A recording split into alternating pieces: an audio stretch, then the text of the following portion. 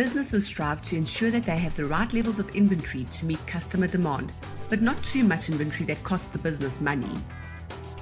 To make the strategic plans of the organization work, management will make use of a set of tactical plans. During these tactical plans, checks and balances of the production plan are followed through on the materials requirements plan and production activity and control planning levels.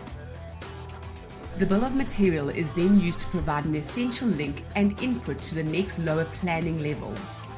Sales or demand plan is a tactical plan that will start converting the vision of the business plan into reality, and if there are differences between the sales and business plan, then processes will be put in place to correct this.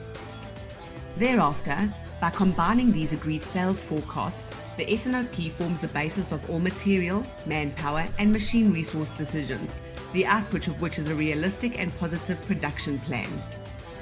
So, the S&OP is formed by the combination of the agreed customer-focused sales and marketing plans, i.e. forecasts, and the realistic production plan accounting for the capacity. The production plan then becomes the basis of the master production schedule, providing the disaggregated data from product family to the end items that make up that product family. All of this can be summed up in the term MRP2.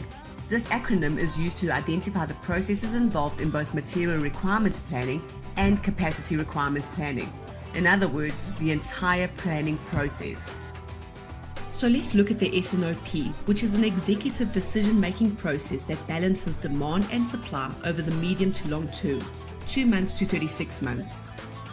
The sales and operations planning can then be defined as a business process which tries to ensure that the demand plans, based on the sales forecast and/or current and future customer orders, are synchronized with its supply plans, meaning production and procurement plans, are based on established management policies, and can achieve the company's business objectives, which is really not an easy task.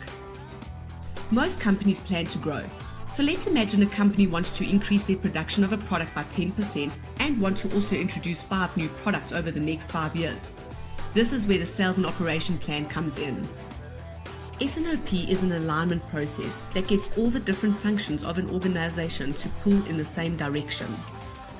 And there are 2 vital inputs to the S&OP process, namely demand plans, sales plans, and capacity plans, which are resource plans. And your outputs will be the production plan, which will provide a plan expressed at aggregate or product family level of what volume needs to be produced. So then, what are these product families or groups? These are products that are grouped by similarity of manufacturing process. Say a company sells leather items, they would then group all handbags together, all shoes together, and so forth. Before examining the S&OP planning process, it is important to understand the role of time fences in the master production planning schedule. Remember, we get frozen zone, the demand time fence, slushy zone, the planning time fence, and liquid zone, the planning horizon. And we take into account the cumulative lead time, which compromises of purchasing lead time and manufacturing lead time, and all the processes within those areas. There are essentially 5 core steps to the S&OP process, which you can see in detail in your practitioner's guide. Simply put, it is Step 1, review product. Step 2, review the demand of the product. Step 3, review the supply. Step 4, create the pre-S&OP. And lastly, Step 5, sign off the executive S&OP.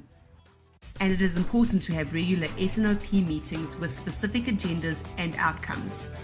And of course, another important point is to ensure the S&OP is synchronized. The outcome of the S&OP planning process sets the high-level plan for effectively using the company's resources, but does not actually schedule production. It is thus an excellent tool for businesses which helps identify problems before they happen and ensures the company looks into the future while testing the plans against the capacity.